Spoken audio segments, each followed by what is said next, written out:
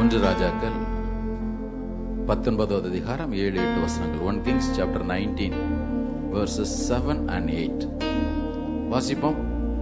கர்த்தருடைய தூதன் திரும்ப 2ஆம் தரம் வந்து அவனை தட்டி எழுப்பி, எழுந்திருந்து போஜனம் பண்ணு, நீ பண்ண வேண்டிய பிரயாணம் வெகு தூரம் என்றான். அப்பொழுது அவன் எழுந்திருந்து புசித்து குடித்து அந்த போஜனத்தின் பலத்தினால் 40 நாள் இரவு பகல் ஒரே பெண்ணும் தேவனுடைய பர்வதம் மட்டும் நடந்து போனான். ஜெபிப்போம். அன்பின் ஆண்டவரே, எங்கள் தேவனே, எங்களை விசாரிக்கிறவரே, எங்கள் மேல் கண்களை வைத்திருக்கிறவரே, உமக்கு நாங்கள் நன்றி செலுத்துகிறோம். ஐயா, ஜீவனுள்ள தேவன் நீர் எங்கள் தேவனாய் இருக்கிறீர். நன்றி.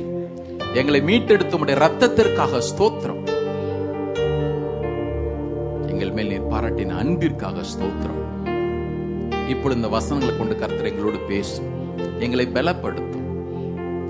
இளைப்படைந்தவனுக்கு சமயத்திற்கு ஏற்ற வார்த்தை சொல்லுகிற நல்ல தேவனே, அன்றைக்கு எலியாவுக்கு ஒரு புது பலன் கொடுத்து அவன் போக வேண்டிய தூரத்தை உம்முடைய பலத்தினாலே கடக்க செய்தார்.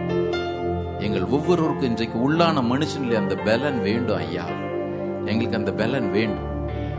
கர்த்தர் உன்னதத்திலிருந்து அந்த பலனை தந்தருளுவீராக. பரிசுத்த ஆவியானவரால் ஒவ்வொருவரும் நிரப்புவீராக. எல்லா எதிர் வல்லமைகளும் நசரேனா இயேசு கிறிஸ்து நாமத்தினாலே நாங்கள் கடிந்து கொள்ளுகிறோம். புல் உலரும் பூ உதிரும், உம்முடைய வசனமோ என்றென்றைக்கும் நிலைத்திருக்குமே. உமக்கு நன்றி செலுத்துகிறோம். ஐயா, உம்முடைய பிள்ளைகள் கொடுத்த இந்த காணிக்கையில் கர்த்தரை ஆசீர்வதி, பலப்படுத்துங்க. அவர்களில் ஒருவருக்கும் ஒன்றும் குறைபடக்கூடாது. உம்முடைய வசனத்தை நாங்கள் அறிக்கையிட்டிருக்கிறோமே, அதையே நாங்கள் நன்மையாய் விளைச்சலாய் அறுவடை செய்ய உதவி செய்யும். உமக்கு நன்றி, உமக்கு நன்றி, உமக்கு நன்றி.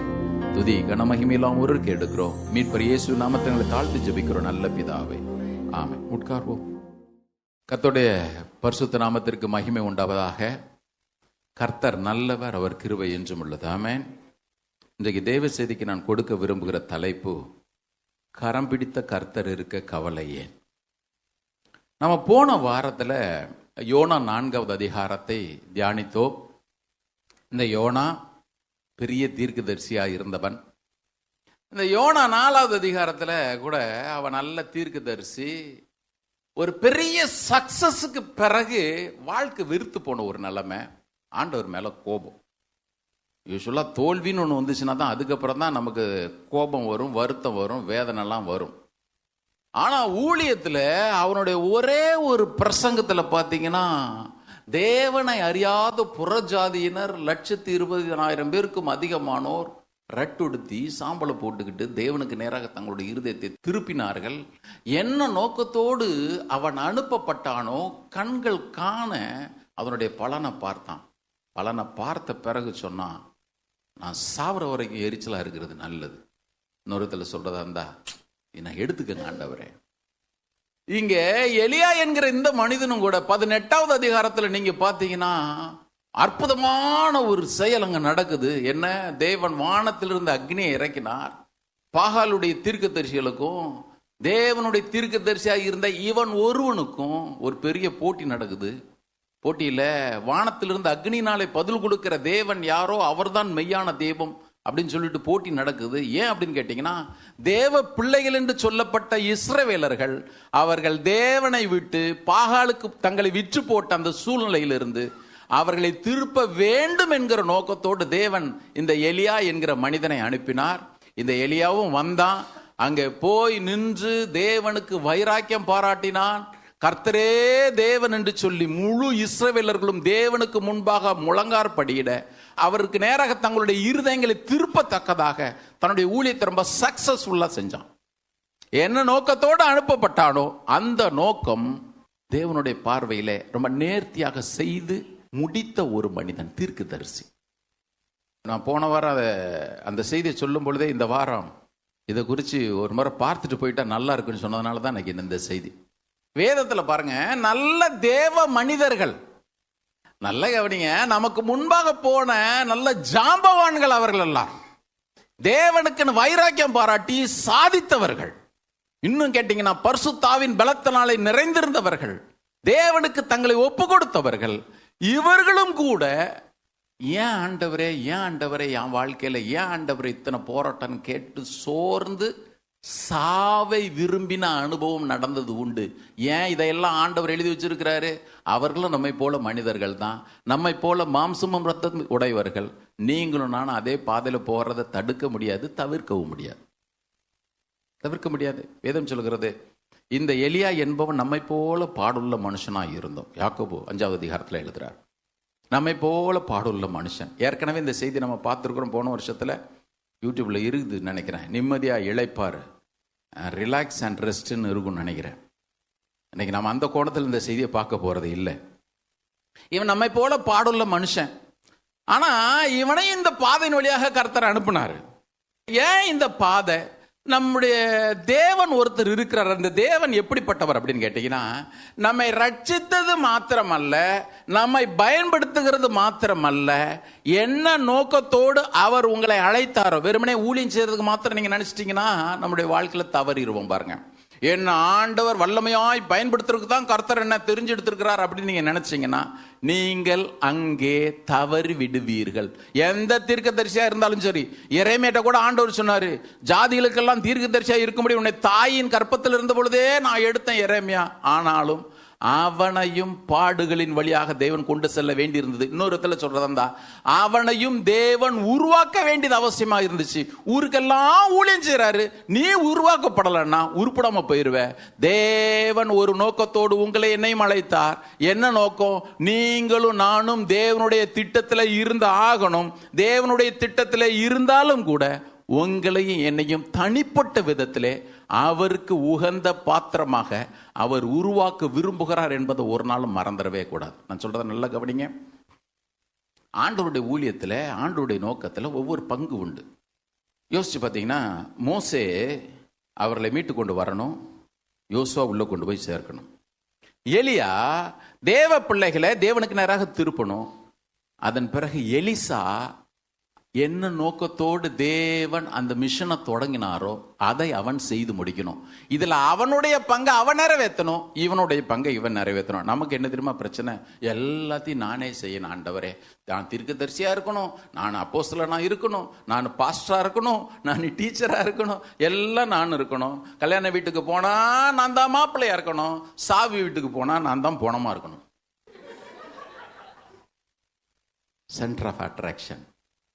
யோனாக்கு இருந்த பிரச்சனை அது, ஏலியாவுக்கு இருந்த பிரச்சனை அது. மாற்றவே முடியாது. பாருங்க, அவன் மைண்ட் செட்டு, சில பேர் சொல்லுவாங்க மைண்ட்ல பதிஞ்சிரும். அது அப்படியே போட்டு எல்லா பாஸ்வேர்டும் போட்டு லாக் பண்ண மாதிரி.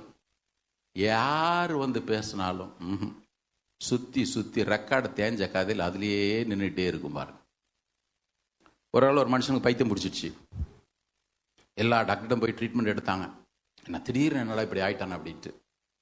அவனுக்கு என்ன பிரச்சனை அப்படின்னு கேட்டிங்கன்னா, நான் செத்து போயிட்டேன். அதான் அவனை என்ன யார் கேட்டாலும், ஐயோ நான் செத்துட்டேனே, நான் செத்துட்டேனே, நான் செத்துட்டேனே. டாக்டருங்கெல்லாம் கூப்பிட்டு போனாங்க, அது ஒன்றும் சரியாகிற மாதிரி தெரில. கடைசியாக இருக்கிறதுல பெரிய ஸ்பெஷலிஸ்ட். ஆமாம், அவர்கிட்ட கூப்பிட்டு போய் உட்கார வச்சாங்க. நான் அவனை கூட்டிகிட்டு போய் மார்ச்சோரி கூட்டிகிட்டு போனார். கூட்டிகிட்டு போய் அங்கே இருக்கிற பணங்கள்லாம் காட்டினாருங்க. பாருப்பா, இதெல்லாம் என்னது? இதெல்லாம் செத்து போன பணங்கள். ஒரு சின்ன கத்தி எடுத்து ஒவ்வொரு பணத்தை லேசாக குத்துனார். ரத்தம் வருதா? ஒன்றும் வரல. ஏன் அப்படின்னு கேட்டார். அதெல்லாம் பணங்கள் அப்படின்னா. சரி, நேராக இவன்ட்ட வந்தார். சின்ன ஊசி எடுத்து அவனுக்கு குத்துனார். அவனுக்கு ரத்தம் வந்துச்சு. இதுல இருந்து உனக்கு என்ன தெரியுது அப்படின்னாரு. அவன் சொன்னான், செத்து போன பணத்துல இருந்து ரத்தம் வருதுன்னு தெரியுது. மாற்றவே முடியாது. சில பேர் நீங்க என்ன பிரசங்கம் பண்ண, என்ன வார்த்தை சொல்லு, என்ன அவங்களுக்கு நினைப்பெல்லாம் அவ்வளவுதான். கர்த்தர் கை விட்டாரு. ஏன்? உள்ள போட்டு அப்படி ஆழமா உள்ள பதிச்சுட்டான் பிசாசு. தயவுசெய்து கவனிங்க. இந்த எலியன்ற மனுஷனும் கூட அதே மாதிரி உள்ள ஒரு வருத்தத்தை உள்ள ஏத்திக்கிட்டு வாழ்க்கை அப்படி கசப்பாக்கிட்டு உட்கார்ந்து இருந்த ஒரு மனுஷன். நான் ஏற்கனவே உங்களுக்கு சொன்னேன், தேவன் உங்களையும் என்னையும் ரட்சித்தார், அதோடு விட்டுறது இல்லை. நீங்க ஒருவேளை அப்படி நினைப்பீங்கன்னா இன்னைக்கு உங்களுடைய எண்ணத்தை மாத்திக்கங்க. பிரதர், நான் ரட்சிக்கப்பட்டேன், அதோடு தேவனுடைய கரம் நம்முடைய வாழ்க்கையில அவர் எடுத்துறது இல்லை. ஒரு வசனத்தை வாசிக்கலாமா? பிலிப்பியர் 1வது அதிகாரம் 5வது வசனம். Philippians chapter 1 verse 5. அப்போஸ்தலனாகிய பவுல் திட்டமும் தெளிவாக சொல்லுகிறார், உங்களிலே நற்கிரியையை தொடங்கினவர் அதை கிறிஸ்துவின் நாள் பரியந்தம் முடிய நடத்தி வருவார் என்று நம்பி. எல்லாரும் கரங்கள் ஒருத்தி சத்தம் முறையில சொல்லுவோமா? உங்களிலே நற்கிரியையை தொடங்கினவர் அதை கிறிஸ்துவின் நாள் பரியந்தம் முடிய நடத்தி வருவார் என்று நம்பி உங்களை நினைக்கிற பொழுதெல்லாம் நான் என் ஆண்டவரை ஸ்தோத்திரிக்கிறேன் அப்படின்றார். இன்னொரு விதத்துல பவுல் ஒரு விஷயத்தை தான் கன்வே பண்ண விரும்பினார். என்ன அப்படின்னா, உங்ககிட்ட ஆண்டவர் ஒன்ன தொடங்கினாரு, அதை முடிக்காமல் அதை நிறைவு செய்யாமல் உன்னை ஒரு நாளும் அவர் விட்டுறவே மாட்டாரு. தேவன் உங்க வாழ்க்கையிலும் என் வாழ்க்கையிலும் அந்த ரட்சிப்பின் அந்த கிரியை பூரணமாகும்படி நாம் நடக்கிற ஒவ்வொரு பாதையிலுமே அவர் நம்மை நேர்த்தியாய் நடத்தி வருகிறபடினால எல்லாரும் இருக்காங்க ஒருத்தர் சொல்லுவோமா? அதான் போன வாரம் கூட நான் சொன்னேன், எத்தனை பேருக்கு அது புரிஞ்சுதோ தெரியல. நான் தேவனுடைய ஆளுகைக்குள்ளாக இருக்கிறேன் அப்படின்னு விசுவாசிக்கிற ஒவ்வொரு மனுஷனுமே தன்னுடைய வாழ்க்கையில் நடைபெறக்கூடிய ஒவ்வொரு சம்பவத்திலையும் பின்னால தேவனை வச்சு பார்ப்பான். இதுல ஆண்டோடைய கரம் எப்படி இருக்குது, ஆண்டவர் என்ன செய்யறாரு, இதுல கர்த்தர் அவர் என்ன நோக்கத்தை வச்சிருக்கிறாரு, ஆண்டவர் என்ன ஒரு பர்பஸுக்காக என்ன இந்த பாதையில கொண்டு போறாரு. இதை தேவ பிள்ளைகள், தேவனை அறிந்தவர்கள், இருதயத்தில் சுத்தமுள்ளவர்கள் மாத்திரம்தான் உணர்ந்து கொள்ள முடியும். பாருங்க, அதனாலதான் யோசேப்பினுடைய சகோதரர்கள் மற்றவங்க எல்லாம் யோசேப்பை பார்த்து, ஐயோ உனக்கு நான் தீமை செஞ்சிட்டோம், என்ன கொன்றாத, என்ன தண்டிச்சிடாதன்னு சொன்ன பொழுது அவன் சொன்னான், நீங்கள் எனக்கு தீமை செய்ய நினைத்தீர்கள், நீலாம் தீமை மாத்திரம் நினைச்சிட்டு இருக்கிற, நான் அந்த தீமைக்கு பின்னால எனக்காக கிரியை செய்கிற ஒரு தேவனுடைய கரத்தை பார்த்தேன், தேவனோ அதை நன்மையாக முடிய பண்ணினார். ஆமென். நீங்களும் நானும் ரட்சிக்கப்பட்டிருப்போமே ஆனால், நீங்களும் நானும் அவருடைய ரத்தத்தினாலே கழுவப்பட்டிருப்போமே ஆனால், நீங்களும் நானும் தேவனுடைய பிள்ளைகள் என்பது உண்மையானால், ஒரு காரியத்தை ஆழமாக இருதயத்தில் பதித்துக் கொள்ளுங்கள். தேவனுடைய கரம் ஒவ்வொரு காரியத்தையும் என்னுடைய வாழ்க்கையில நன்மைக்கு ஏதுவாகவே நடக்கிறது. ஏன் ஆண்டவரை தாமதம், ஏன் ஆண்டவரை இழப்பு, ஏன் ஆண்டவரை இந்த பாதையில் என்ன போக வச்சிங்க, ஏன் ஆண்டவர் எனக்கு கசப்பான அனுபவங்கள், ஏன் ஆண்டவருடைய வாழ்க்கையில கண்ணீரின் பாதை, அதுல பின்னால் ஒரு கரம் இருந்து இயக்கிக்கிட்டே இருக்கும். நான் ஒருவேளை என்னுடைய தவறான முடிவுகளில் நான் கண்ணீரின் பாதையில் போகலாம், ஆனாலும் அப்படியே விட்டுறவே மாட்டாரு. தம்முடைய கரத்தை ஆங்காங்கு வெளிப்படுத்திக்கிட்டே இருப்பாரு. பிரயோஜனமானது உனக்கு போதித்து நடக்க வேண்டிய வழியிலே உன்னை நடத்துகிற உன் தேவனாகிய கர்த்தர் நானே என்று வாக்கு பண்ணினவர். சரியான பாதையிலே, உங்களுக்கு எனக்கு நன்மை பயக்கக்கூடிய பாதையிலே தேவன் நேர்த்தியாக கொண்டு போவார். ஒரு அழில சொல்லுவோமா? ஹல்லேலூயா. வாழ்க்கையில பிரச்சனை சந்திக்கும் பொழுது எப்பொழுதெல்லாம் நாம தவிக்கிறோமோ அப்பொழுதெல்லாம் பின்னால நினைச்சிங்க, ஏன் ஆண்டவர் கேட்காதீங்க. அழைத்த தேவன் உண்மை உள்ளவர், கரம் பிடித்த கர்த்தர் மாறாதவர், அவர் நேர்த்தியா என்னை நடத்துவார். ஆமென். இங்க எலியாவுக்கு இருந்த பிரச்சனை என்ன அப்படின்னு கேட்டீங்கன்னா, எப்பொழுதெல்லாம் பிரச்சனை நம்ம கையில எடுத்துக்க நினைக்கிறோமோ அப்பொழுதெல்லாம் நமக்கு கொஞ்சம் தவிப்பு தான். உலகத்தான் எப்படி வேணா பண்ணிட்டு போகட்டும், கவனிங்க, உலகத்தான் எது வேணா பண்ணிட்டு போட்டுங்க, தேவ பிள்ளைகளாகிய நீங்களும் நானும் பிரச்சனைன்னு ஒண்ணு வந்துச்சா நான் கையில் எடுத்து நான் சமாளிக்கிறேன்னு எப்ப நினைக்கிறீங்களோ அப்பொழுதெல்லாம் சூறைச்செடிக்கு கீழே போய் உட்கார்ந்து, போதும் ஐயா, எல்லாருக்கும் வருது சாவு, எனக்கு வரமாட்டேக்க. சில பேர்ட்டு கேட்பாங்க, எப்படி பிரதர் இருக்கிறீங்க, அல்லது சிஸ்டர் எப்படி பிரதர் இருக்கிறீங்க, ஏதோ இருக்கிறோம் பூமிக்கு பாரமா. சில பேர் கேட்டாங்க, எப்படி இருக்கிறீங்க, ஏதோ இருக்கிறோம் சாகாம. இன்னொருட்ட கேட்டீங்கன்னா, எப்பதான் கூப்பிடுவாரோ இந்த ஆண்டவர், எனக்கு ஒரு நல்ல சாவு வரமாட்டேக்க. எலியா அப்படிதான் இருந்தான். ஏன் எலியா உனக்கு அந்த நிலைமை? பின்னால என்ன தெரியுமா, இது வரைக்கும் தேவனை சார்ந்திருந்த மனுஷன் எப்போ பிரச்சனைய தான் கையில எடுத்துக்கிட்டு நான் சமாளிக்கணும்னு நினைச்சானோ அன்னைக்கு சோர்வு வந்துடும். கவனிங்க, ஊழியக்காரனுக்கு இன்னொரு ஆபத்து இருக்கு. ஊழியம் செய்றவங்க கவனிங்க, அற்புதம் ஒண்ணு நடக்கும் பொழுது அவன் ஆண்டவர் செஞ்சாருன்னு பால் அந்த பக்கம் அடிச்சு விட்டனா அந்த சோறு வரவே வராது. அற்புதம் நடந்த உடனே ஐயா பண்ணார், ஐயா ஜெபம் பண்ணார், ஐயா ஜெபம் பண்ணார், ஐயா ஜெபம், நானும் காதுகுள்ளர கேட்டுட்டு இருந்த சூறைச்செடிக்கு பக்கத்துல போய் உட்கார வேண்டிதான். நேற்று இதை வாசிக்கும் பொழுது நினைச்சேன், தயவு செய்து ஆண்டவர் யாருன்னா சாட்சி சொல்லி பிரதர் ஜெபம் பண்ணாரு நடந்துச்சுன்னா பின்னால எனக்கு குழி வெட்டுறீங்கன்னு அர்த்தம். இன்னைக்கு ஊழியக்காரங்களை போய் கேட்டதான் சொல்லுவாரு, அடப்பா வந்தவன் சாட்சி சொன்னவெல்லாம் எனக்கு குழி வெட்டிட்டு போயிட்டான்ப்பா, நான் தனியா சூறைச்செடிக்கு கீழே உட்கார்ந்து போதும் கர்த்தாவேன்னு புலம்பிட்டு இருக்கிறேன். கர்த்தர் நல்லவர். கவனிங்க, இவன் பிரச்சனை வந்த உடனே இதை நான் தான் சமாளிக்கணும்னு நினைச்சான். இங்க ஒருத்தர் கூட நினைக்காதீங்க, பிரதர் நீங்கள் தேவனுடைய பிள்ளையா இருப்பீர்களானால், சிஸ்டர் நீங்க தேவனுடைய பிள்ளையா இருப்பீர்களானால் எல்லாவற்றையும் தூக்கி சுமக்கிறதுக்கு ஒரு நல்ல தகப்ப இருக்கிறாரு. எரேமியா சொல்றது போல என்னுடைய காரியங்களை நான் உம்மிடத்துல சாட்டிட்டேன் ஆண்டவரை, தூக்கி போட்டுட்டேன். முதலாவது குறிப்பு எழுதுங்க. உங்களுடைய வாழ்க்கையிலே உங்களுக்கு இருக்கிற விசுவாசம் அவ்வப்போது சோதனைக்கு உட்படுத்தப்படும். எது வரைக்கும் ஆண்டவரே? கடைசி வரைக்கும். வாழ்க்கையில சந்திக்கிற போராட்டத்தை கவனிங்க. வாசிக்கலாமா? அதே 1 ராஜாக்கள் 19வது அதிகாரம் 1, 2 ஆகிய வசனங்கள். இன்னைக்கு நமக்கு திருவிருந்து இருக்கு, அதனால கொஞ்சம் வேகமா நம்ம அதை கவனிப்போம். எலியா செய்த எல்லாவற்றையும், அவன் தீர்க்க தரிசிகள் எல்லாரையும் பட்டயத்தாலே கொன்று போட்ட செய்தி அனைத்தையும் ஆகாப் ஏசபேலுக்கு அறிவித்தான். எலியாவா செஞ்சான்? எல்லாத்தையும் கர்த்தர் செஞ்சார். கரெக்ட் தானே? சரி, விட்டுருங்க. 2வது, அப்பொழுது ஏசபேல் எலியாவுக்கு ஆள் அனுப்பி, அவர்களில் ஒவ்வொருவனுடைய பிராணனுக்கு செய்யப்பட்டது போல நான் நாளை இந்நேரத்தில் உன் பிராணனுக்கு செய்யாதே போனால் தேவர்கள் அதற்கு சரியாகவும் அதற்கு அதிகமாகவும் எனக்கு செய்ய கடவர்கள் என்று சொல்ல சொன்னால். இந்த ஒரு வார்த்தை பாருங்க, போதும் ஆண்டவரே, என் ஜீவனை எடுத்துக்கணும், என் பிதாக்கள் எல்லாரையும் பார்க்கலாம், நான் நல்லவன் இல்லை, எங்க எல்லாரும் ஊழி செஞ்சு அதுவே உருப்படலை, நான் செஞ்சா உருப்பிட்டு போதும், எடுத்துக்கணும். நீங்க யோசிச்சு பாருங்க. நான் சில கணக்கு சொல்றேன், அப்ப புரியும் உங்களுக்கு ஒரு மனுஷனுடைய பிரச்சனை அவனை எவ்வளவு தூரம் ஓட வைக்குதுன்னு. இந்த கர்மேல்ல இருந்து அற்புதம் நடந்துச்ச 18வது அதிகாரம், கர்த்தரே தேவன் என்று சொல்லி வானத்திலிருந்து அற்புதம் நடைபெற்றுச்சு. இந்த கர்மேலில் இருந்து இஸ்ரேல் ஆகாபனுடைய அரண்மனைக்கு வர்றதற்கு 20 மைல்கள்.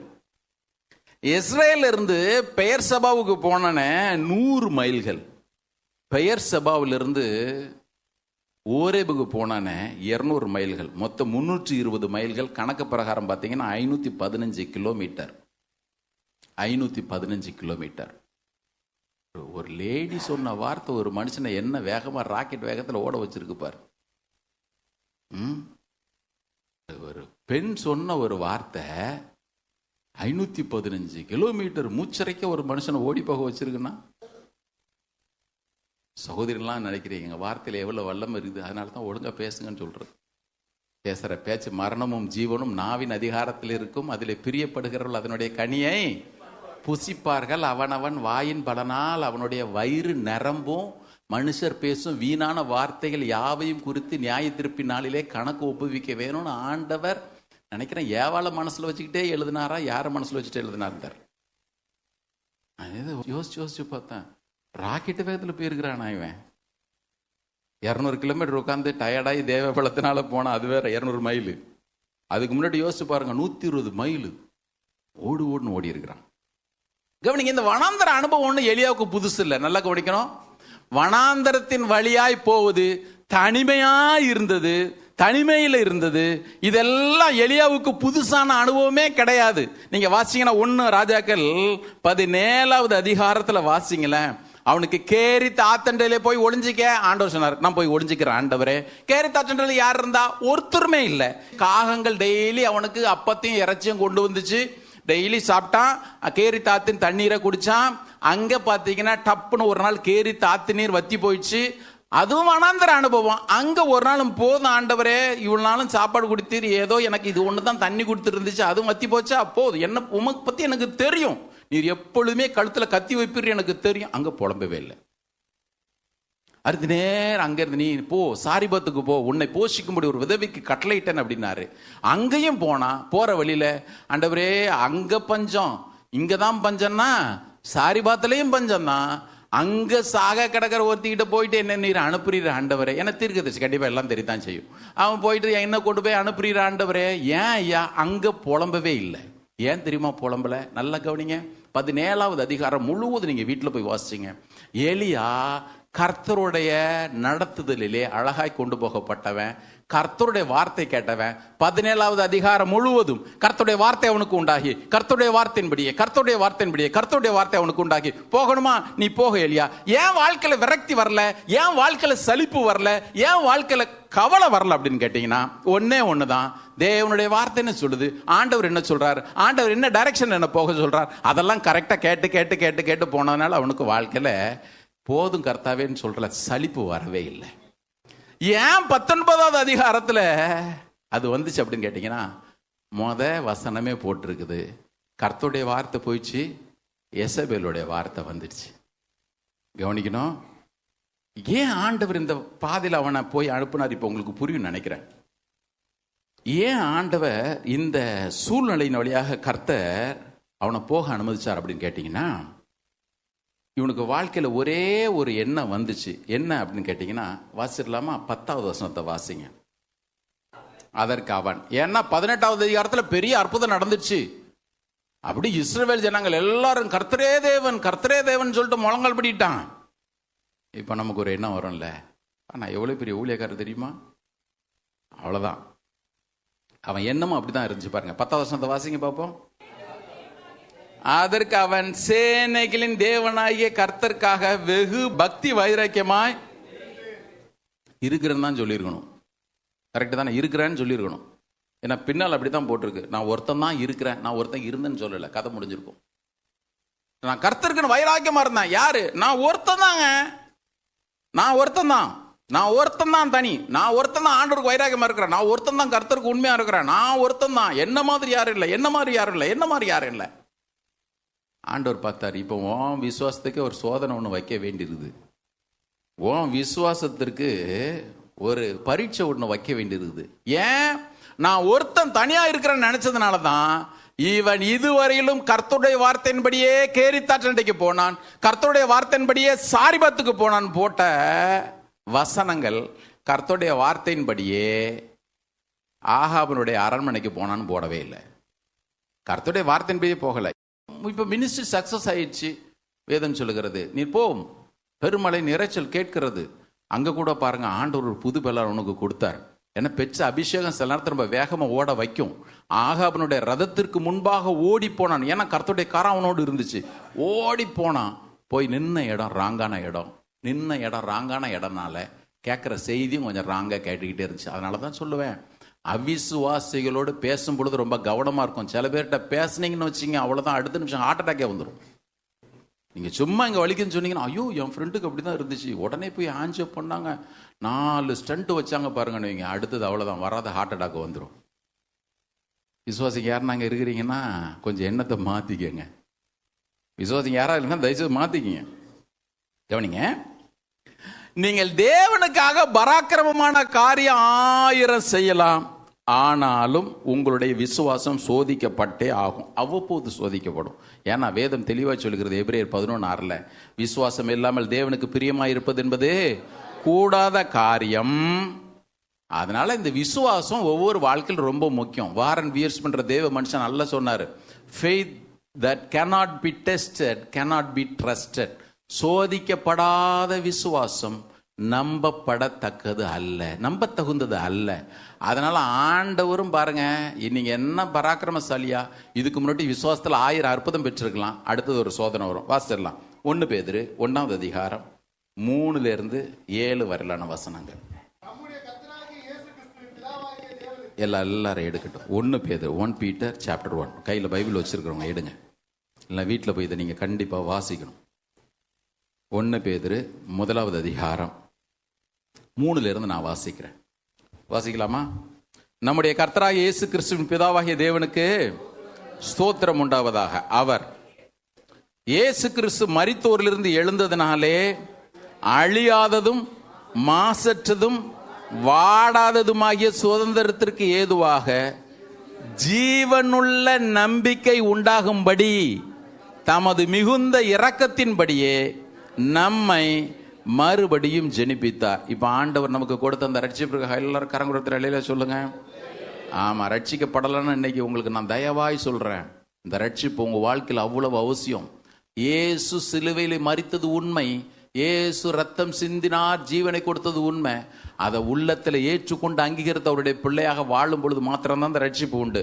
இப்ப பேதுரு எழுதுறாரு, கவனிங்க, எடுங்க எல்லாரும். 5வது வசனம்.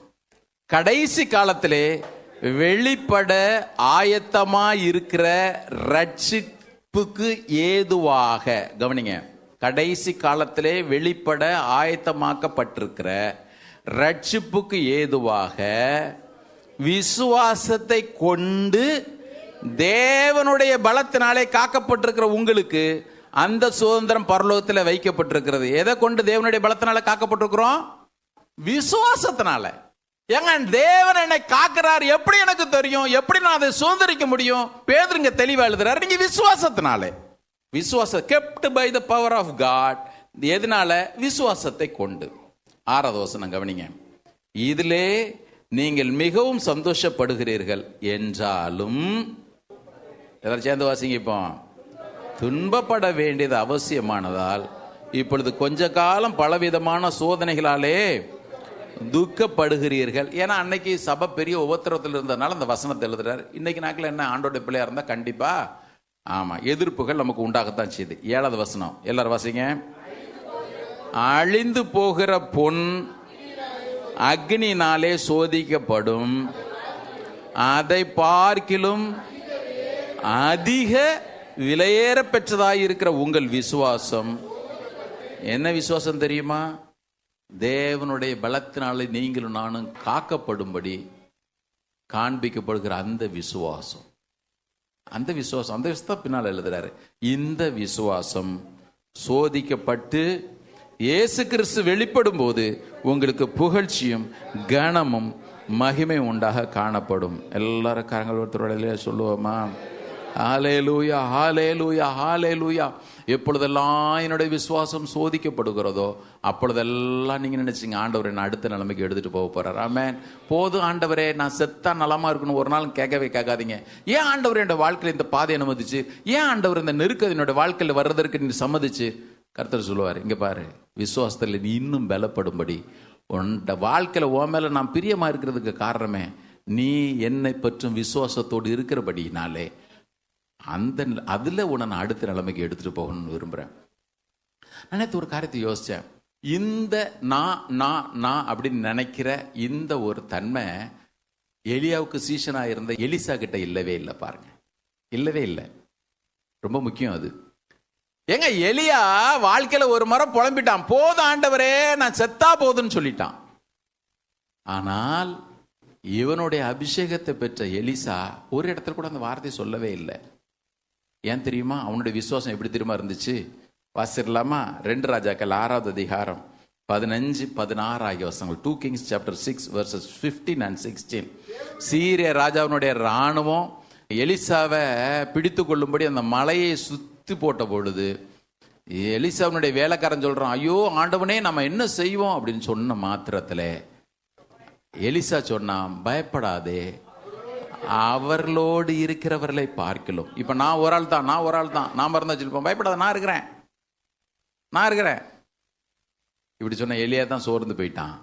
எலிசா சொன்னான், பயப்படாதப்பா, அவர்களோடு இருக்கிறவர்களை பார்க்கலாம், நம்மோடு இருக்கிறவர் அதிகம். இந்த விசுவாசம் எப்பொழுதுமே தேவனை மாத்திரம் சார்ந்து கொள்ளும். பாருங்க, எப்பொழுதெல்லாம் ஒரு மனிதன் தேவனை சார்ந்து கொள்ளுகிறானோ பிரச்சனை அங்க பாருங்க. யோசிச்சு பாருங்க, நாளைக்கு காலையில உன் தலையை எடுத்துறன்னு செய்தி மாத்திரம்தான் வந்துச்சு.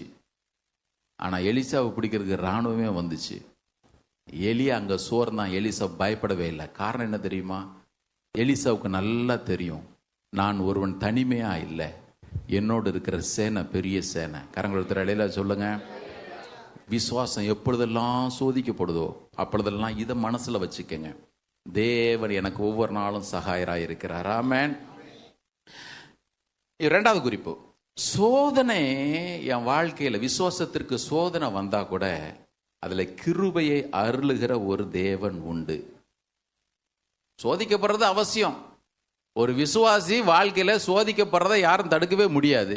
தேவன் அந்த சோதனையில நமக்கு அனுமதியை தான் செய்கிறார். ஆனால் சோதனை எப்பொழுதெல்லாம் வருதோ அப்பொழுதெல்லாம் தேவன் ஒரு நாளும் திராணிக்கு மேலாக நம்மை சோதிக்கிறவர் அல்ல. எப்பொழுதெல்லாம் சோதனை வருதோ அப்பொழுதெல்லாம் அதற்கு தப்பிக்கொள்ளும்படியான போக்கையும் நமக்கு உண்டாக்குகிறவர்.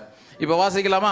அந்த அதிகாரத்துக்கு வாங்க. 1 ராஜாக்கள் 19வது அதிகாரம். ரொம்ப அற்புதமா இருக்கும் பாருங்க. ஒவ்வொரு வசனத்தையும் தியானிக்கணும். இன்னைக்கு நேரம் இருக்கிறது போல தியானிப்போம். இப்போ உன் நாளைக்கு அவ்வளவுதான், உன்னை நான் கொன்றுவேன் அப்படின்னு ஏசபேல் சொன்ன உடனே 3வது வசனம், அவனுக்கு எலியாவுக்கு அது தெரிந்தபோது எழுந்து தன் பிராணனை காக்க யூதாவை சேர்ந்த பெயர்சபாவுக்கு புறப்பட்டு போய் தன் வேலைக்காரனை அங்கே நிறுத்திவிட்டான். அவன் வனாந்தரத்திலே பிரயாணம் போய் ஒரு சூரை செடியின் கீழே உட்கார்ந்து தான் சாக வேண்டும் என்று கோரி, போதும் கர்த்தாவே, என் ஆத்மாவை எடுத்துக்கொள்ளும், நான் என் பிதாக்களை பார்க்கலும் நல்லவன்னு சொல்லிட்டு போய் ஒரு சூர செடிக்கு கீழே அப்படி போய் பயந்துட்டு உட்கார்ந்துட்டான். இந்த பெயர் சபா வனாந்தரம் ரொம்ப முக்கியம். நான் ஏற்கனவே உங்களுக்கு சொல்லியிருக்கிறேன். ஏன் ஆண்டவர் சில நேரத்தில் இந்த வனாந்தரத்தின் பாதையில் அனுப்புறார் அப்படின்னு கேட்டிங்கன்னா, சில நேரத்தில் வனாந்தரம் தான் நமக்கு அவர் யாருன்னே கற்றுக் கொடுக்க வேண்டியது இருக்குதா இல்லையா? ஆதியாகமம் 21 அதிகாரத்தில் இதே பெயர் சபாவின் வனாந்தரத்தில் ஒரு ஆள் தவிச்சது யாருன்னு சொல்லுங்க பார்ப்போம். பெயர் சபாவின் வனாந்தரத்தில் அவள் அலைந்து திரிந்தாள்னு போட்டிருக்கும். பெயர் சபாவினுடைய வனாந்தரத்தில் புல்ல சாவறதை நான் பார்க்க மாட்டேன்னு கதறி அழுதா. அங்கதான் அவளுக்கு ரெவலேஷனே கிடைச்சது. ஓ, ஆண்டவர் எனக்காக புது புது வாசலை திறக்கிறவர். ஏற்கனவே வனாந்தரத்தின் பதில நீர் என்னை காண்கிற தேவன் அனுபவத்தை பெற்றுக்கொண்டா. 21 அதிகாரத்துல தேவனே நான் என் புள்ள சாவறதை பார்க்க மாட்டேன்னு சொன்ன பொழுது தேவன் அவளுக்காக திறந்தவருடைய நல்ல ஊற்றை கண்டால், துறவை கண்டா, திருப்தி ஆனால். இப்போ இவனுக்கும் பாருங்க இந்த பெயர் சபாவின் அனுபவம், வனாந்தரத்தின் அனுபவம் தேவைப்பட்டுச்சு. பெயர் சபாவுக்கு வந்தான், வேலைக்காரன் அங்கே நிறுத்திட்டான். அதன் பிறகு எனக்கு என்ன நேற்று ரொம்ப துக்கம் அப்படின்னு கேட்டிங்கன்னா, எல்லா வனாந்தரத்துக்கும் போனவங்களாம் 2 பேரை போனாங்க. ஆகார் கூட பிள்ளைய கூட்டிட்டு போனான். அங்கே ஆபிரகாம் ஈசாக்க கூட்டிட்டு போனான். பாவம் இவன் ஒருத்தன் தனியாக வேலைக்காரன் அங்கே நிறுத்திட்டு மறுபடியும் உள்ளே போயிட்டான். உள்ளே போய் உட்கார்ந்து அவ்வளவு போராட்டம், அவ்வளவு வேதனை. நான் நினைக்கிறேன் ஆண்டவர் ஒரு காரியத்தை திரும்ப திரும்ப உனக்கு கற்றுக் கொடுக்க விரும்பினாரு. ஏன் அப்படின்னு கேட்டிங்கன்னா, உன் வாழ்க்கையில் நீ என்ன மாத்திரம் சார்ந்து வாழணும். உன் வாழ்க்கையில் சில நேரத்தில் விசுவாசம் கூட சில பேருக்கு பாருங்க, நான் ஜெபிச்சா அற்புதம் நடக்கும், நாம் ஜெபிச்சா கர்த்தர் கேட்பாரு. ஆண்டவர் சொல்லுவார், முதல்ல நான்றது அந்த இடத்துல நானா இருக்கட்டும், நீயா இருந்துட போற. 5வது வசனம் பாருங்க. ஏன் சொன்ன கிருபை அப்படின்னு சொல்லிட்டு ரொம்ப அற்புதமா இருக்கும் பாருங்க. ஒரு சூரச்செடியிலே படுத்துக்கொண்டு நித்திரை பண்ணினான். சரியா, இப்ப பகல் ஃபுல்லா நடந்தாச்சு. இப்ப சாயங்காலம் ஒவ்வொரு வேர்டையும் கவனிக்கணும். பகல் ஃபுல்லா நடந்தாச்சு, இப்ப சாயங்காலம் வந்து உட்கார்ந்தாச்சு. வேலைக்காரன் நாங்கள் நிறுத்தியாச்சு. காலையில் நிறுத்தினானோ மத்தியம் நிறுத்தினானோ தெரில, நேரம் நடந்து வந்தாச்சு. இப்போ ராத்திரியில் வனாந்தரத்தில் நடக்க முடியாது. ஏன்னா வனாந்தரன்றது ஒரு பயங்கரமான இடம். அங்கே எல்லா விஷ ஜந்துக்களும் இருக்கும். இவன் ஒரு பயம் கண்டிப்பாக இருந்திருக்கும். எவ்வளோ அற்புதமாக தேவனுடைய கிருபை நடத்துது பாருங்க. 5வது வசனம். ஒரு சூரச் செடியின் கீழ் படுத்துக்கொண்டு நித்திரை பண்ணினான். அப்பொழுது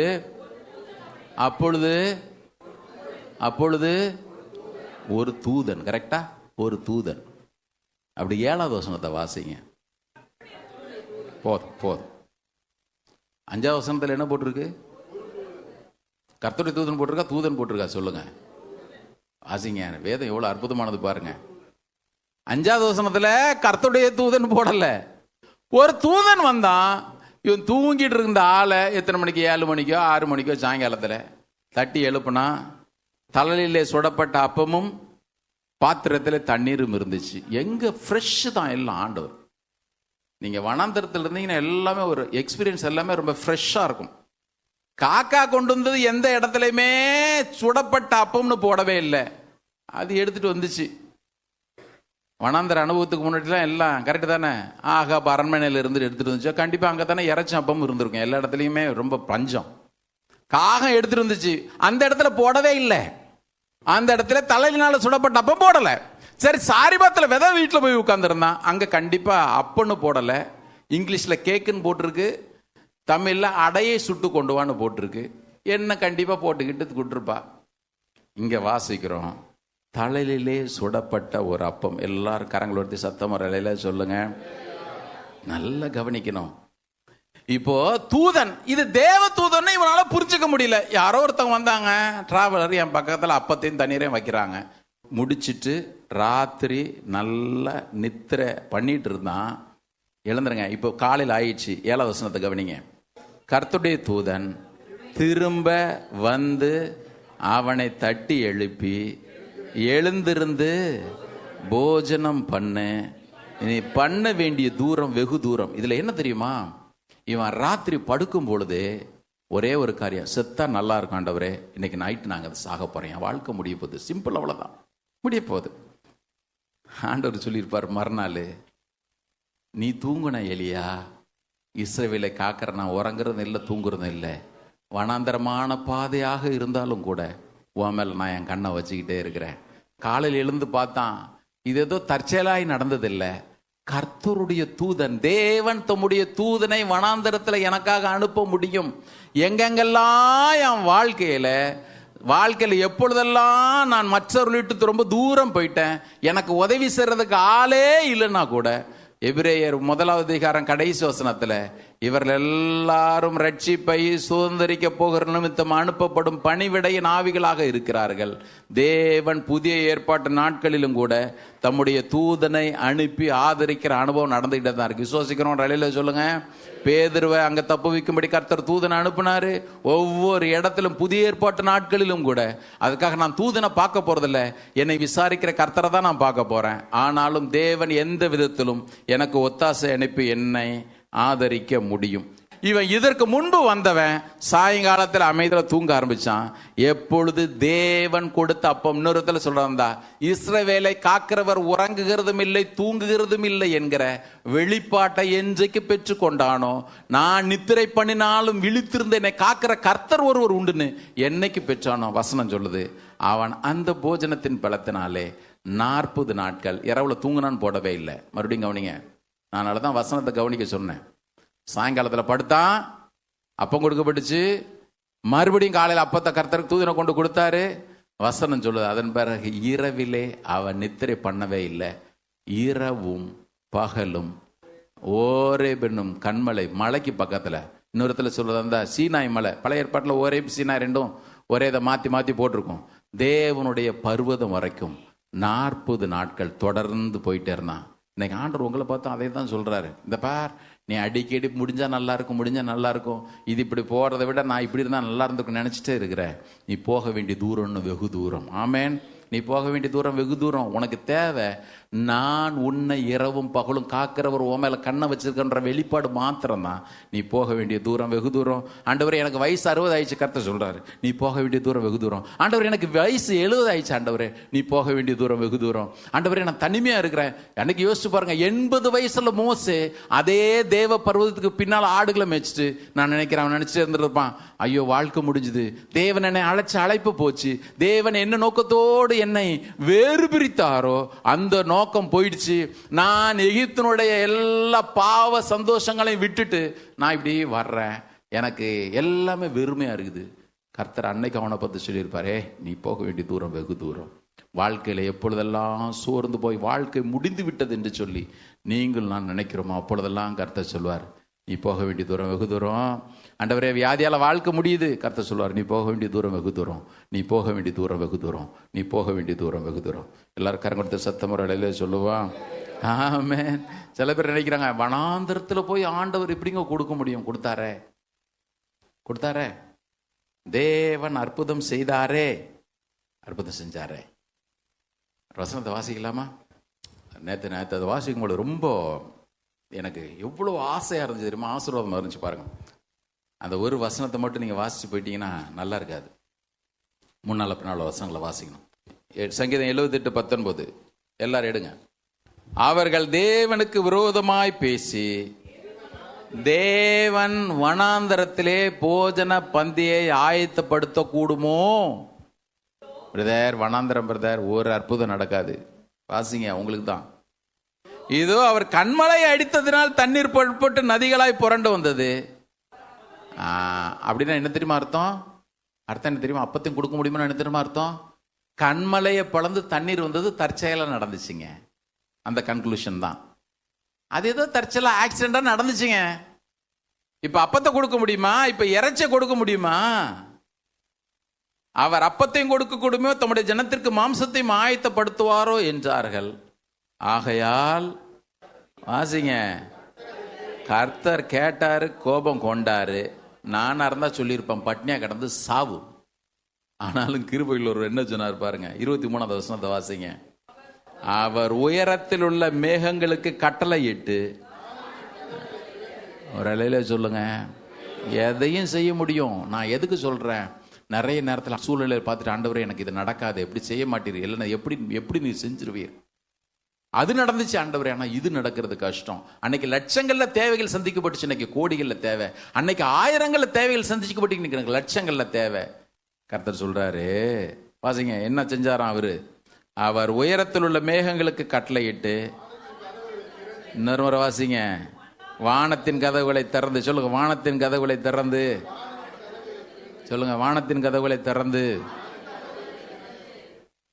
என்ன டோரோ என்ன கீயோ எனக்கு தெரியல. மல்கியில கூட அதான் சொல்றாரு.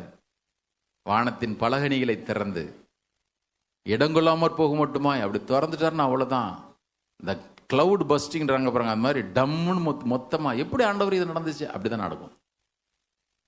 சமாரிய தேசத்தினுடைய பஞ்சம் ராஜாவுக்கு கையில கொடுக்கிறவன் சொன்னான், தேவன் வானத்தின் மதகுகளை திறந்தாலும் டேம் ஓபன் பண்ணா கூட இதெல்லாம் நடக்குமாயா? நடந்தது. வசனம் சொல்லுது, கர்த்தர் கோபத்தில் என்ன பண்ணாராம்?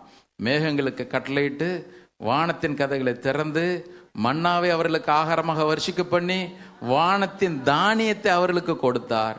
தூதர்களின் அப்பத்தை மனுஷன் சாப்பிட்டான். அவர்களுக்கு ஆகாரத்தை பூரணமாய் அனுப்பினார். ஆகாயத்திலே கீழ்காற்றை வரப்பண்ணி தம்முடைய வல்லமையினால் தென்றலை வீச செய்து. தென்றலை வீச செய்து போட்டா சாதாரண வீசு நினைப்பீங்க. வசனம் சொல்லுது, அவருடைய வல்லமையினால வீச செஞ்சாரு. வீச செஞ்சு மாம்சத்தை தூளத்தனையாகவும் சிறகுள்ள பறவைகளை கடற்கரை மணலத்தனையாகவும் வர்ஷிக்க பண்ணி எல்லாத்தையும் ஏராளமாக தாராளமாக கொடுத்தார். கரங்களுக்கு சத்தம் வழியில சொல்லுவோமா?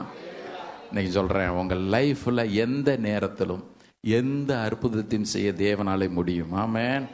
தேவனாலே முடியும். தேவை ஒன்னே ஒண்ணுதான். தேவை ஒன்னே ஒண்ணுதான். நீங்கள் வனாந்தரத்தில் இருந்தாலும் சரி, எந்த பாதையில இருந்தாலும் சரி, ஆரம்பத்திலே உங்களுக்கு நான் ஏற்கனவே சொல்லிட்டேன், எனக்கு தேவன் கொடுக்கிறவைகள் அல்ல, தேவன் உங்களுக்கு எனக்கும் கொடுக்க விரும்புகிறது மேலான அனுபவங்கள். மேலான அனுபவங்களை நோக்கி நம்ம போயிட்டோம்னா நம்முடைய தேவைகள் தேவனாய் இருப்பாரே. ஆனால் தேவைகள் ஒவ்வொன்றையும் தேவன் ஒன்றும் குறைவில்லாமல் சந்திக்கிறது கண்டிப்பா நம்முடைய வாழ்க்கையில் நடந்தான் தீரும். ஒரே ஒரு சம்பவத்தை மாத்திரம் சொல்லிட்டு அடுத்த குறிப்புக்கு நம்ம போய் முடிக்கலாம். மத்தேயு 17வது அதிகாரத்தில் நீங்க வாசிங்க, ரொம்ப அற்புதமா இருக்கும். நேற்று நான் அதை யோசிச்சுக்கிட்டே இருந்தேன். மத்தேயு 17வது அதிகாரத்தில் நம்முடைய ஆண்டவர் இயேசு கிறிஸ்து மறுரூபமாகிற ஒரு அனுபவம். பேதுருவையும் யாக்கோபையும் யோவானையும் கூட்டிட்டு அவரு ஒரு மலையின் மேல ஏறினாரு. அங்கே அவர் மறுரூபமானார். மோசையும் எலியாவும் அவரோட தோன்றி அவரோட பேசிட்டு இருக்கிறத பார்த்தாங்க. இப்போ பேதுரு சொல்றான், ஆண்டவரே நாம இங்க இருக்கிறது எவ்வளவு நல்லது. இங்க மோசை கொஞ்சம் எலியா கொஞ்சம், உமக்கு ஒன்று 3 கூடாரத்தை போட்டால் ரொம்ப நல்லா இருக்குமா ஆண்டவரே. இதெல்லாம் பேசிட்டு ஒரு மாதிரி பேசுறான். ஏன்னா மகிமை அவ்வளோ அற்புதமா இருந்துச்சு. அந்த அதிகாரம் முடியும் பொழுது எவ்வளவு நல்லா முடியுது பாருங்க. எவ்வளவு அழகா மத்தேயு அதை எழுதி வச்சிருக்கிறார். ஆவியானவர் அதை எழுத சொன்னார் பாருங்க. 19வது அதிகாரம் தொடங்கும் பொழுது, இவர்கள் மகிமையை தரிசித்தவர்கள் கீழே வந்த உடனே நம்முடைய போதகர் வரிப்பணம் செலுத்துறது இல்லையான்னு கேள்வி வருது. ஆண்டவர் போதகர் தானே கேட்டான், எனக்கு வரிப்பணம் செலுத்துன்னு சொல்லல. அந்த வசனத்தை வாசிங்க பின்னால. ஆகிலும் நாம் அவர்களுக்கு இடரலாம் இடாதபடிக்கு நீ கடலுக்கு போய் தூண்டில் போட்டு முதலாவது அகப்படுகிற மீனை பிடித்து திறந்து பார், ஒரு வெளிப்படத்தை காண்பாய், அதை எடுத்து. அப்படிதானே கேட்டது? இயேசு கிட்ட கேட்டாங்களா பேதுருட்ட கேட்டாங்களா? இயேசுக்காக கேட்டாங்களா பேதுருக்காக கேட்டாங்களா? பேதுருட்ட தான் கேட்டாங்க. இயேசுக்காக கேட்டாங்களா பேதுருக்காக கேட்டாங்களா? இப்போ இயேசு என்ன சொல்லியிருக்கணும்? வெள்ளி பணத்தை எடுத்து பாருப்பா, அது எனக்காக டாக்ஸ் கட்டுன்னு சொல்லியிருக்கணும். வாசிங்க. இப்போ அதை எடுத்து எனக்காகவும் எனக்காகவும் எனக்காகவும் எனக்காகவும் உனக்காகவும். எவ்வளவு அற்புதம் பாருங்க. அதனாலதான் பவுல் எழுதுறார், நீங்கள் கிறிஸ்துவுடனே கூட எழுந்தது உண்டானால் கிறிஸ்து தேவனுடைய வலது பாரிசத்தில் வீற்றிருக்கிற மேலானவைகளை தேடுங்கள். நீங்க தேடுனீங்கன்னா மீனில் இருந்து கூட தேவன் டாக்ஸை கொடுக்க முடியும், பிள்ளைங்களுக்கு ஃபீஸை கொடுக்க முடியும். சிலவர் இப்பவுமே ஆண்டவரே பெரிய வஞ்சர மீனை வாங்கிட்டு வந்து வீட்டில் வெட்டும் பொழுது வாயில் வெள்ளிப்பணம் இருந்தது, வயிற்றுல தங்க மோதிரம் இருந்தால் எவ்வளோ நல்லா இருக்கும். பிரதர், எலியாவுக்கு ஆண்டவர் ஒன்று தான் கற்றுக் கொடுக்க விரும்பினார். எலியா, உன் வாழ்க்கையில் எல்லாவற்றிலும் நான் முதலாவது இருக்கிறேன், நீ கற்றுக்கோ, நீ அது பழகிக்க. எவ்வளோ நல்ல ஆண்டவர் நமக்கு இருக்கிறார் பாருங்க. ஒரு அலையில சொல்லுவோமா, கர்த்தர் நல்லவர், கர்த்தர் நல்லவர். அதனால தான் ரோமர் 8:32 அப்போஸ்தலனாகிய பவுல் சொல்கிறார், தம்முடைய சொந்த குமாரன் என்றும் பாராமல் நம்ம எல்லாருக்காகவும் அவரையே ஒப்பு கொடுத்தவர், அவருடைய கூட மற்ற எல்லாவற்றையும் நமக்கு அருளாதிருப்பது எப்படி? எல்லாவற்றையும் தருகிற நல்ல தேவன் இருக்கிறார். ஆமென். ஏன் அவர் தரணும்? குமாரனை தந்துட்டார். வேற எதுக்கு அவர் தராமல் இருப்பார்? வேற எதை தராமல் இருப்பார்? கண்டிப்பா எனக்கு எல்லாவற்றையும் செய்வார். எலியாவை பாருங்க, வாழ்க்கையில் ஒரு மாதிரி வெக்ஸ் ஆகி போயிருக்கிறேன். போதும் ஆண்டவரே போதும். கர்த்தர் சொன்னாருங்க பாரு, உன்னை நான் பாதுகாத்துட்டே வர்றேன், உனக்கு தேவையானதெல்லாம் சந்திச்சுட்டே வர்றேன். சில நேரத்தில் ஒரு பிரச்சனை யோசிச்சுட்டே இருப்போம், ஆண்டவர் பாருங்க இன்னொரு காரியத்தில் அற்புதம் செஞ்சுட்டே இருப்பார். அர்த்தம் என்ன தெரியுமா? இதை செய்கிறேன்ல, உனக்கு அதை நான் செய்வேன். உண்மைதானே? இவங்க எல்லாம் வனாந்தரத்தை நோக்கி போயிட்டே இருந்தாங்க. அப்படியே போனால் லைஃப் ரொம்ப போர் அடிச்சிருக்கும். வனாந்தரத்திலே இருந்தால் போர் அடிச்சிருந்திருக்கும். ஆண்டவர் பார்த்தார், அங்கே ஒரு ஏலிம்னு ஒரு இடத்துல கொண்டு போய் விட்டார். 70 பேரிச்ச மரங்கள், 12 நீர் ஊற்றுகள் இருந்துச்சுன்னா எல்லாம் உட்காந்து நல்லா ரெஃப்ரெஷ் ஆகுப்பா. வாழ்க்கையில் நம்முடைய கோல் ஒரு இடத்துல இருக்கு, டிலே ஆகுது ஆண்டவரே. ஆனால் ஆங்காங்கே கர்த்தர் வச்சிருக்கிற நல்ல ஏலுமுக்காக ஸ்தோத்திரம். ஆங்காங்கே அவருடைய பராமரிக்கிற கரம் இருக்கிறக்காக எல்லாரும் ஒரு அழில சொல்லுவோமா? ஏன் தேவன் இதை காண்பிக்கிறார்? உன் வாழ்க்கையில சூழ்நிலை சரியில்லை, ஆனா மறந்துடாத, உன் மேல நான் கிருபையா இருக்கிறேன், உன் மேல நான் கிருபையா இருக்கிறேன், உனக்கு ஒவ்வொரு காரியத்தை நான் செய்வேன். 3வது காரியத்தை பார்த்து முடிச்சிடலாம். சோதனை வேலையிலும் சரியான பாதையில நடத்துகிற ஒரு நல்ல ஆண்டவர் உண்டு. ஆமென். 1வது குறிப்பு பார்த்தோம், வாழ்க்கையில விசுவாசம் அவ்வப்போது சோதிக்கப்படும். 2வது குறிப்பு பார்த்தோம், சோதனை வேளையிலும் கிருபை அருளுகிற தேவன் உண்டு. 3வது குறிப்பு பார்க்கிறோம், சோதனை வேளையிலும் சரியான பாதையில நடத்துகிற நல்ல ஆண்டவர் உண்டு. 9வது வசனத்தை வாசிங்க, தேடுங்க. 1 ராஜாக்கள் 19வது அதிகாரம் 9வது வசனம். இப்போ புது பலன் நடந்தாச்சு, 40 நாள் இரவும் பகல் நடந்தாச்சு. இப்போ போன அடுத்தது என்ன செய்யன்னு தெரியல. வேதம் சொல்லுகிறது, ஒரே கண்மலையில போய் ஒரு கெபிக்கில் உள்ள போய் தங்கினா. அடுத்த ஸ்டெப் என்னன்னு தெரியாது, ஏன்னா நாடு விட்டு நாடு வந்தாச்சு.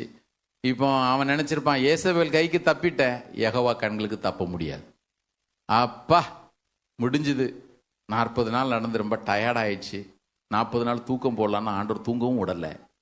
வசனம் சொல்லுது, பிரதர் இந்த ஒரு வசனத்தோட நான் சொல்லி முடிக்க விரும்புகிறேன். எடுங்க 9வது வசனம். அங்கே அவன் ஒரு கெபிக்குள் போய் தங்கினான். சூரச்செடிக்கு கீழே தூதனை தான் அனுப்புனாரு, பேசவே இல்லை. இங்க டைரக்டா ஆண்டவரே வர்றாரு. இன்னைக்கு நிறைய பேரை பார்த்து ஆண்டவர் இந்த கேள்வி தான் கேட்கறாரு. 19:9. அங்கே அவன் ஒரு கெபிக்குள் போய் தங்கினான், இதோ கர்த்தருடைய வார்த்தை அவனுக்கு உண்டாகி, அவர், எலியாவே இங்கே உனக்கு என்ன காரியம்? ஸ்டக்காய் போய் நிக்கிறிய, இங்க அப்படி தடுமாறி தேங்கி போய் நான் நிக்கிற நிலைமையில நிக்கிறிய, உனக்கு இங்க என்ன காரியம்? இன்னைக்கு நிறைய பேர்கிட்ட ஆண்டவர் இந்த கேள்வி கேட்கறா தெரியுமா? இன்னைக்கு நீங்க நினைக்கிறீங்க நான் எலியாவை போல குகைக்குள்ள போய் உட்காரல, ஆனா தவறான ஏதோ ஒரு இடத்துல போய் உட்கார்ந்துட்டு தான் இருக்கிறோம். சார்லஸ் ஸ்பர்ஜன் ஒரு முறை அப்படி, அந்த தேவ மனுஷன் ஒரு முறை அப்படி போயிட்டே இருந்தார். போகும்பொழுது அங்க ஒரு பப் இருந்துச்சு. அந்த பப்பண்ட இவருக்கு தெரிஞ்ச ஒரு நல்ல விசுவாசி அவன் நின்றுட்டே இருந்தான். அவன் எதுக்கு போனான்லாம் சொல்லலை. அவர் சொல்ல நேராக போனாரான். அவன் தோளில் கை போட்டுட்டு, இங்கே உனக்கு என்னப்பா வேலை? வாலிப பிள்ளைங்க கவனி, இங்கே உனக்கு என்ன வேலை? இங்கிலீஷில் போட்டிருக்கு, வாட் ஆர் யூ டூயிங் ஹியர்னு போட்டிருக்கு. இங்கே என்ன பண்ணுற? ஆண்டவர் எலியா கேட்டார், என்ன பண்ணுறப்பா? நீ இருக்க இடம் இது இல்லையே. சிலர் பார்த்தீங்கன்னா ஃப்ரெண்ட்ஸுங்களோட போகிறேன் பிரதர், நான் மாலுக்கு போகிறேன், அந்த மாலுக்கு, நீ எந்த மாலுக்குன்னா போ, ஆனால் நீ சரியான இடத்துல இருக்கிறியா கொஞ்சம் பார்த்துக்கோ. இன்னைக்கு எல்லா ஷாப்பிங் மால்லையும் தேட்டரை கட்டி வச்சிருக்கான், ரொம்ப வசதியாக போச்சு. எக்ஸ்பிரஸ் அவனிக்கு போனியா, பிவிஆர் தேட்டருக்கு போனியான்றதை யாருமே கேட்க முடியாது. முந்தைய தேட்டர் வாசல்ல இருந்து பிரதர் வெளியே வர்றாரான்னு யாருன்னா கண்டுபிடிக்க முடியும், இப்போ கண்டுபிடிக்கவே முடியாது. ஆனாலும் உள்ள உட்கார்ந்துருக்கிற சில விசுவாசிகள் உண்டு. கர்த்தர் கேட்கிறா, நீ எங்க இருக்கிற? சில பேர் ஆண்டவருடைய ரத்தம் போதிக்கப்படாத, சிலுவை உயர்த்தி காண்பிக்கப்படாத, ரட்சிப்பு பிரசங்கிக்கப்படாத, கிறிஸ்துவின் நாமத்தை உயர்த்தாத இடங்கள்ல உட்கார்ந்துட்டு இருக்கிறது உண்டு. கர்த்தர் உங்ககிட்ட கேட்கிறார், உனக்கு இங்க என்ன வேலை? உனக்கு இங்க என்ன வேலை? உனக்கு இங்க என்ன வேலை? நிறுத்துல சொல்றதா, தேவன் உங்களிடத்துல என்கிட்ட எதிர்பார்க்கிறது, நீங்களும் நானும் சரியான இடத்துல உட்காரணும். ஆமென். வாலிப பிள்ளைங்க, உன்னுடைய ஃப்ரெண்ட்ஸு, எந்த ஃப்ரெண்ட்ஸுங்களோட நீ இருக்கிற? இன்னைக்கு ஆண்டவர் கேட்கிறார், உனக்கு இங்க என்ன வேலை? இங்க உன்னுடைய காரியம் என்ன? உன்னுடைய காரியம் என்ன? சில பேர் பாருங்க, சொந்தக்காரங்க கல்யாணத்துக்குலாம் அப்படி போனாங்கன்னு வச்சுங்க, அப்படி ரொம்ப மிங்கிளாயிடுறது. இது சடங்கு பிரதர், இது சாங்கியம் பிரதர், இதை கண்டிப்பா செஞ்சு ஆகணும். கர்த்தர் சொல்லாரு, நீ ரட்சிக்கப்பட்டவன், உனக்கு இங்க என்ன வேலை? உனக்கு என்ன வேலைன்னு கேட்கிறேன். கர்த்தர் நல்லவர். ஆமென். கர்த்தர் நல்லவர். நான் யோசிச்சு பார்க்கிறேன், இந்த எலியாவுக்கு மோசைக்கும் ஒரு சின்ன வித்தியாசத்தை பாருங்களேன். எலியா சொன்னா அதே கர்த்தருடைய பர்வத்தில் வந்து நின்றுட்டு, நான் ஒருத்தந்தான், நான் ஒருத்தந்தான், நான் ஒருத்தந்தான், நான் ஒருத்தந்தான்.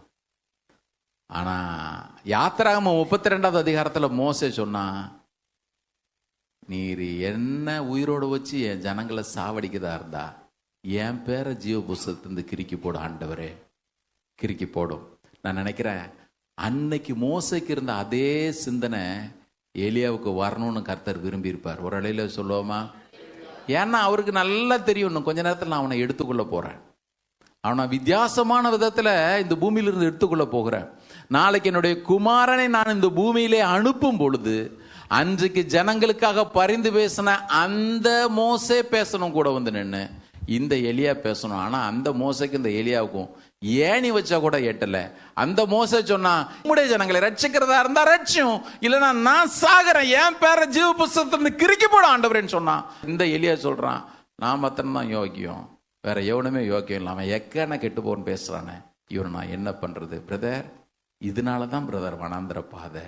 எந்த ஒரு வார்த்தை சொல்றதுக்கு தான் தேவன் உங்களை இந்த பாதையில நடத்துகிறார். நீங்க ஒருவேளை சொல்லலாம், நான் ரட்சிக்கப்பட்டிருக்கேன் பிரதர், நான் தேவனுக்கு பிரியமா தான் நடக்கிறேன், தேவன் என்னை கொண்டு பராக்கிரமான காரியங்களை செய்கிறார்.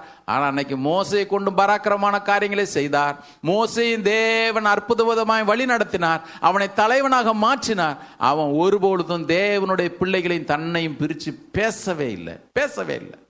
அதனால தானோ என்னவோ தெரியல, பின்னாட்களில் எபிரேயர் 3வது அதிகாரத்தில் 4வது அதிகாரத்தில் சொல்லும் பொழுது இந்த மோசே தேவனுடைய வீட்டில் எங்கும் உண்மையுள்ளவனா இருந்தான். ஆமென். ஆனால் என்ன தெரியுமா, மோசே கூட நான் செத்தா நல்லா இருக்கும் தான் சொன்னோன்னு சொல்லலையா? என்னாகும் 11வது அதிகாரத்தில் இறைச்சி எல்லாரும் கேட்ட பொழுது அவனை சொன்னான், இதுங்களெல்லாம் நானா பெத்தேன், நானா கற்பம் தரிச்சேன், எதுக்கு ஏன் தலையில் விட்டு ஏன் உயிரை எடுக்கிறீர், இதுங்களை தூக்கிட்டு போகிறதுக்கு நான் செத்தா நலமாக இருக்கும். இந்த வசனத்தை வாசிச்சிருங்க. அவனும் விதி விலக்கில்லை, முடிஞ்ச அவனை ஒரு நாளைக்கு பார்த்துட்டா நல்லா இருக்கும்னு நினைக்கிறேன். அவனை ஒரு மாதிரி பார்த்துட்டா நல்லா இருக்கும். எடுங்க பார்ப்போம். மோசை இந்த வார்த்தை சொன்னவன் தான், ஆனால் ஒரு நாளும் நான் செத்தா நான் நல்லா இருக்கும்னு சொன்னானே தவிர இந்த ஜனங்கள் சாகட்டுன்னு அவன் சொல்லவே இல்லை. என்னாகும் 11வது அதிகாரத்தில் இறைச்சி கேட்டதை எடுங்க. 11, 14, 15 வருஷங்களை வாசிங்க.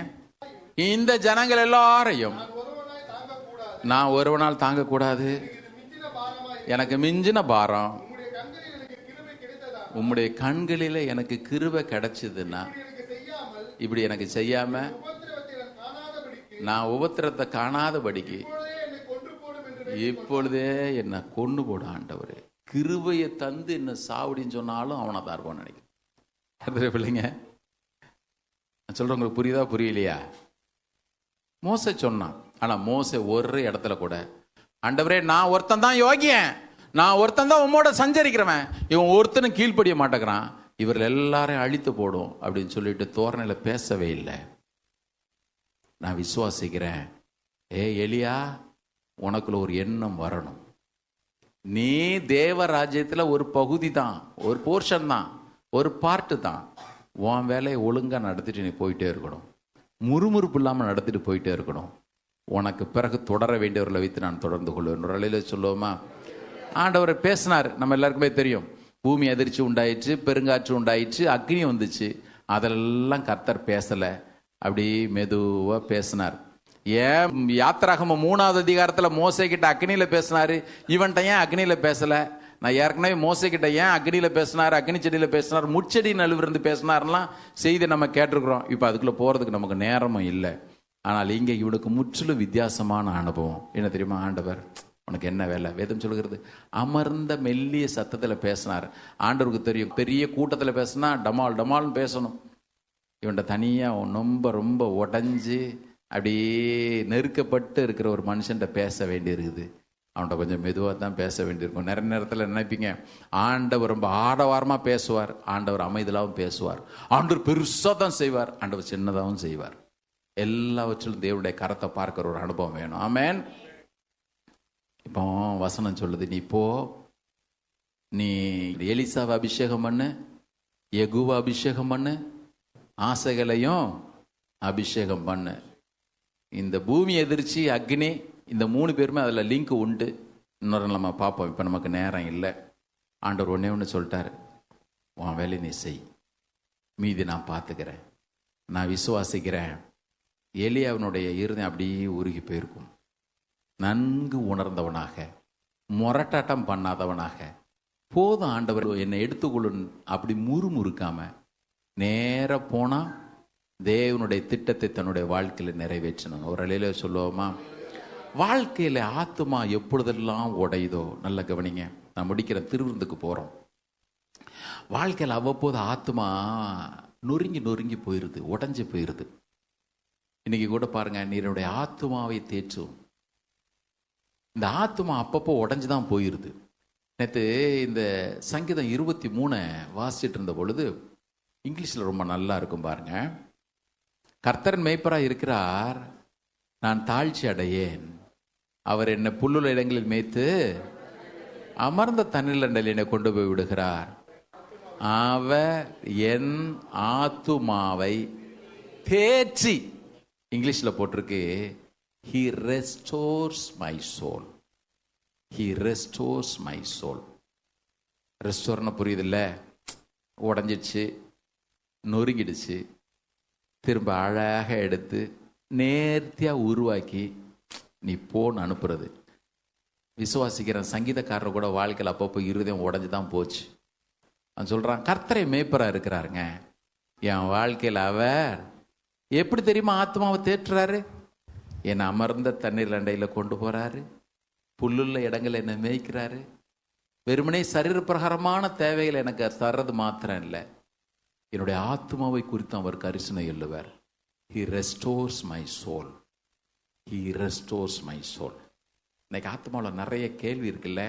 ஒருவேளை போன வாரம் கூட நீங்கள் கேட்டிருக்கலாம் எத்தனையோ முறை, போதும் ஆண்டவரே வாழ்க்கையில் விரக்தி ஆயிட்டேன், வாழ்க்கையை வெறுத்து போச்சு. இன்னொரு இடத்துல சொல்லுங்க, ஆண்டவர் மேலே கோபம், யோனாவை போல கோபம் வந்திருக்கலாம், எலியாவை போல வருத்தம் வந்திருக்கலாம். கர்த்தர் சொல்றார், நீ போக வேண்டிய தூரம் ரொம்ப தூரம் இருக்குது.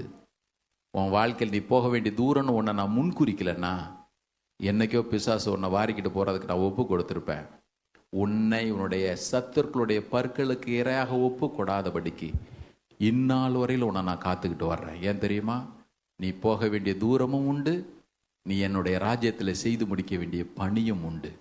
எத்தனை நல்ல ஆண்டவர் நமக்கு இருக்கிறார் பாருங்க. ஆமென். செய்தாரா? செய்தார். என் வாழ்க்கையில் செய்வாரா? கண்டிப்பாக செய்வார். எல்லாரும் எழுதுன்னு இருப்போம். இப்போ ஆண்டவரே, என் வாழ்க்கையில் ஒவ்வொன்றையும் உம்முடைய கரத்தில் நான் ஒப்பு கொடுக்குறேன் ஐயா. என்னை நான் அர்ப்பணிக்கிறேன் ஆண்டவரே, என்னை நான் படைக்கிறேன், என்னை நான் படைக்கிறேன். இன்னைக்கு சரியான இடத்துல இருக்க நீர் எனக்கு உதவி செய்யும், சரியான பாதையில் நடக்க உதவி செய்யும், சரியான முடிவுகளை எடுக்கும்படி முடிய ஆலோசனை நீர் எனக்கு தாரும். கேட்குற ஒவ்வொருத்தருக்குமே அவர் செய்வார். ஆமென். உங்கள் வாழ்க்கையில் தேவனுடைய நோக்கமும் திட்டமும் உண்டு. தேவனுடைய நோக்கமும் திட்டமும் உங்கள் வாழ்க்கையில் இருப்பது உண்மையே. ஆனால் கண்டிப்பாக உங்களை பின்தொடர்ற கர்த்தருடைய கரத்தை நீங்கள் பார்ப்பீங்க.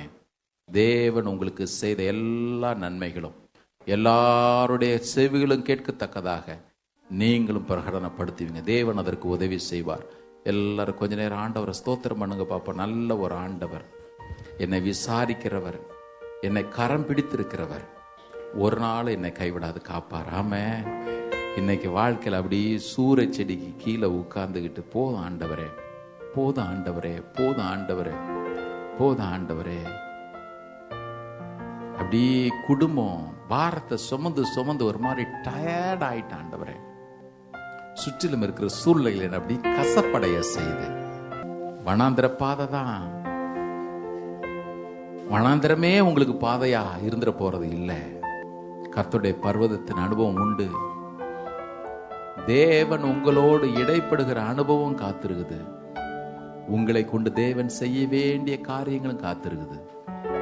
அதை நீங்கள் செய்து முடிக்கிற வரையிலும் நீங்கள் நான் இந்த உலகத்திலிருந்து போகிறதுக்கு தேவன் அனுமதிக்கவே மாட்டார். எல்லாரும் துதிங்க பாப்போம், நல்லா துதிங்க. Thank you Lord, thank you Lord, thank you Lord, thank you Lord. நல்லா துதிங்க. நன்றி. கடல் என்னும் வாழ்வில் கலங்கும் என் படகில் சுக்கான் பிடித்து நடத்தும் என் தேவா. கடல் என்னும் வாழ்வில் கலங்கும் என் படகில் சுக்கான் பிடித்து நடத்தும் என் தேவா. கடலினை கண்டித்த கர்த்தர் நீரல்லவோ, கடவாத எல்லையை என் வாழ்வில் தாரும்.